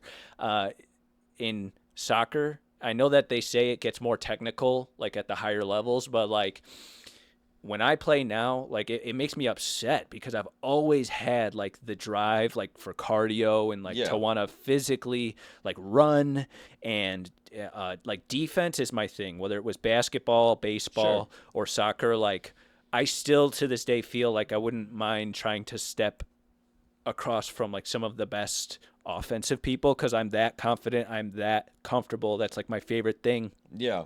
And it's translated very well into MMA and vice versa. Like the way I play soccer now because of MMA and like everything that it taught me is like, it's a completely different animal. And, I don't know how much of that you've experienced, but, no, I just think that it's a very beautiful thing that, like you said, you do still have a team that you rely on at the end of the day. I almost said you have to be your own cavalry, but like your corner, your people that are getting you ready, all of the months or weeks or days of effort that took place to get you not only in the shape you had to be in, but the skill level. You could be fighting a guy, you could be a striker fighting a jiu-jitsu guy, and so you really had to lean on your jiu-jitsu coaches to really show you some things. Or absolutely, I've had to change cornermen depending on opponents. You know what I mean?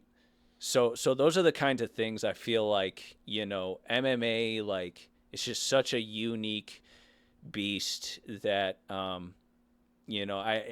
clip of Alex Jones just came to my mind. He had this like time where he was like, "Oh, did you see that simulated combat on TV last night?" Or like, "Oh, what do you think of the Cowboys?" Like, I feel like at least in MMA, it is, again, once you've experienced it and once you've been with people, again, like going to the fights, like supporting our guys locally, like it just gives you a different level of appreciation for the amount of effort, time, and respect that it takes to do that. Well, that's why when so many people show up and they invest themselves in stars a little bit, they tend to stick around, Like our retention on people that come into the gym is very high because they realize, wow, this place is really cool. Mm-hmm. Just the atmosphere, the vibe, everything, Absolutely. Well, I don't know if there's anything you wanted to bring up or any questions you wanted to ask or anything in closing you would like to say, maybe? Plug yourself too. Give me your Instagrams, your... Yeah, of course. The biggest thing is just we try to spread martial arts like people try to spread religion. I do believe that it does help people. There's people in recovery that it's helped get right. There's people that struggle from all facets of life because it instills a level of discipline. It humbles you and it makes you a better person. Now, there's always a few bad apples, right? Just like, you watch movies and like, oh, these people get gifted this power, but this one guy wanted to do bad things with that power. Some people do that with martial arts, but they're few and far between, and those people have been excommunicated from the gym. Right. They don't go there anymore. Or they wind up in jail. Yeah. Amen. So, but it's martial arts is for everybody. I truly believe if everybody trained martial arts, the world would be a better place. If you live locally in the Wayne County area and you have been seeking something, just want to try something different, like Stars and Strikes, that is the place to go. everybody that I meet, whether I'm at work, somebody brings something up to me when I'm just out and about in passing, like my fiance could attest to it. Like we go out to a grocery store and people just like stop and talk and like ask me, "Whoa, what do you do? Where do you train?" And I tell everybody that stars will change your life. You have to go, but it is different. You have to walk a path. Like being a martial artist, like you touched on a few times, is a lifestyle. But that is what a lot of people need, is a different lifestyle. And the situations that they find themselves in is because of the lifestyle that they have been living. And when they train martial arts, it you start walking a different path. You look at things differently. You treat yourself differently. You understand what it means to like work hard and like earn the respect, because in martial arts everything is earned, nothing is given, and it just develops a different appreciation for things. So I really do believe it's for everybody, but it is a way of life. And we try to live that. I try to be humble and respectful. I try to be a good person, and that's what we try to embody at Stars. We are martial artists, um, but we like to have fun and make fun of each other and rag on each other, of course. But You got to do that. yeah, ultimately, like we're always super respectful, um, and yeah, we really try to walk that path. And we make jokes all the time. I always tell Coach like he needs to write a book someday. When he's done, we'll just call it the Book of Yes. James. That's funny. Yeah, but no, man. Yeah, Stars and Strikes. If you guys live around the local area, also one of my sponsors, Eldritch Energy, the owner of that, his name's James Bryant. Please keep him in your thoughts and prayers. He's battling a rare form of cancer, unfortunately. He's only a couple of years older than you and I, and it's really really sad. He's a great guy. He's helped me out a ton. So please keep him in your thoughts and prayers. But yeah, other than that, just like you like doing this stuff, me with fighting, life is about the chase. Like you got to chase that dream, and it's how much you want to give for that dream. And I really believe that there's checkpoints you have to reach, and you have to give so much in order to earn whatever God, the universe, karma, the balance, the scale. You have to give up and sacrifice things in order to get the things that you want. Things that you maybe don't need but are in your life that you know you shouldn't have. You have to sacrifice certain things in order to get the good in return. Does that make sense? Yeah. I truly believe that. Um, so yeah, you got to be willing to commit to change. You got to be willing to commit to, if you want to lose that 30 pounds, before the wedding, if you want to, get in shape for your kids, if you want to just feel better about yourself. There was just a study recently I saw where lifting weights like not cured depression, but it helped relieve depression in like over, I think it was like 60% of people versus like, you know, medicine and things. Sure. But like your biggest enemy is you. And the minute that you realize that and you start fighting against yourself, if your body's telling you like, man, I don't want to go to the gym tonight. Like I do, I have to go blast my quads later tonight. Like, do you think I really want to go do that? No, but if you don't want to do something, that means you should probably do it. Right. And winning that mental battle of making yourself going and do that that's where you start achieving things in life. So you with this, me with fighting, you can't ever quit. If you get knocked down, you always got to get back up, no matter how bad it hurts. And you just can't ever let anything keep you down. You have to fight tooth and nail to always rise above and climb up whatever you're facing. I've been in some really, really low places in my life, stuff I don't want to get into, but I've been in some dark, deep shadows, man, where I couldn't see any light. But the only reason I'm here is, I mean, I had a lot of support from a lot of beautiful people, but I just kept fighting. I couldn't sit there and you feel sorry for yourself and poor me, why me? You do that all the time, and like you start giving yourself excuses. Excuses sound best to the person making them. You know, the minute you hold yourself accountable, your life changes. Whether you find that through lifting weights, whether you find that through martial arts, whether you find that through religion and community or fellowship, like whatever that change has got to be, you just got to commit to it. That's my biggest belief. That is huge. And I think in response, I'd like to pray us out, if that's okay. Absolutely. All right. Dear God, I thank you for Dean and his testimony here today, God, and just for you making him to be the man that he is today. And we talked off camera about kind of the father he is to his kids and, just all of the things that you have brought us through to get to this point, to be able to have this conversation, to have learned the things that we've learned, and I just to give you the glory for this moment, really, and just pray for the continuation of growing as human beings, the people that are pouring into us, the people that we are pouring into. God, just continue to allow us to be used for the greatest glory that you've made us for, and I just thank you in Jesus' name, amen. Amen. Thank you, brother. Thank you, man. This was great. That was a lot of fun.